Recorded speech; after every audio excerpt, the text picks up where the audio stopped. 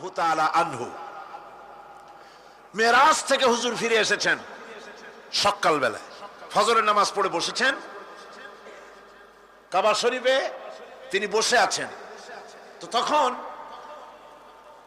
আবু জাহেল এসে বলছে, মুহাম্মদ সাল্লাল্লাহু আলাইহি ওয়াসাল্লাম, প্রত্যেক দিনই তো নতুন নতুন কথা কও, আজকে কোনো নতুন কথা আছে?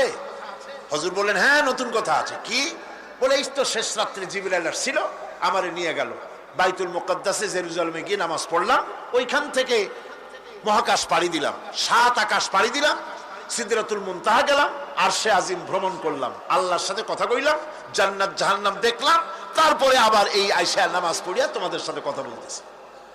আবু জাহেল কয় যে, খাইস যাও, মাথাটা একটু ভালো ছিল, এখন তাও সর্বনাশ হয়ে গেছে।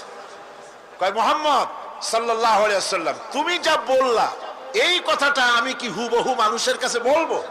হুজুর বলছেন, অবশ্যই বলো গিয়ে।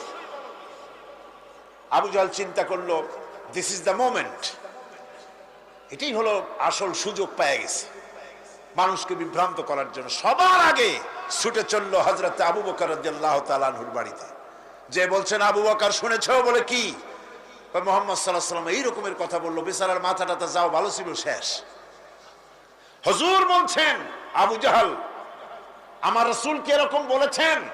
আবু জাহেল বলছে, আমার নিজ কানে শুনে আসলাম, এখনো তিনি সেখানে বসা।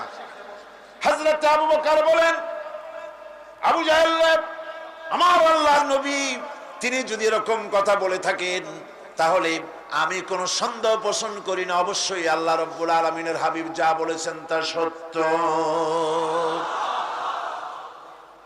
হযরত আবু বকর রাদিয়াল্লাহু তাআলা আনহু মসজিদে হারামে আসলেন, হুজুরকে জিজ্ঞেস করলেন, হুজুর, আবু জাহেল আমাকে এই সব কথা বললো, এগুলি কি ঠিক? হুজুর বললেন, হ্যাঁ। তিনি ঘটনা বয়ান করলেন।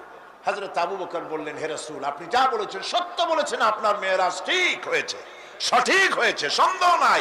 হুজুর বলেন, আবু বকর, তুমি তো শুধু আবু বকর নাও, তুমি সিদ্দিক। সত্যকে যারা অকুণ্ঠ চিত্তে দ্বিধাহীন ভাবে যারা সত্যের সামনে মাথা নত করেছে, গ্রহণ করে নিয়েছে, দ্বিমত পোষণ করে নাই, কোন রকমের দুষ্ট বুদ্ধির আশ্রয় গ্রহণ করেনি, উল্টাপাল্টা করেনি, এই সমস্ত মানুষেরই হলো সিদ্দিক। আর এদের দলকেই সিদ্দিকিন বলা হয়। তাহলে নবিয়্যিন, সিদ্দিকিন, এনারা হচ্ছেন নেয়ামত প্রাপ্ত।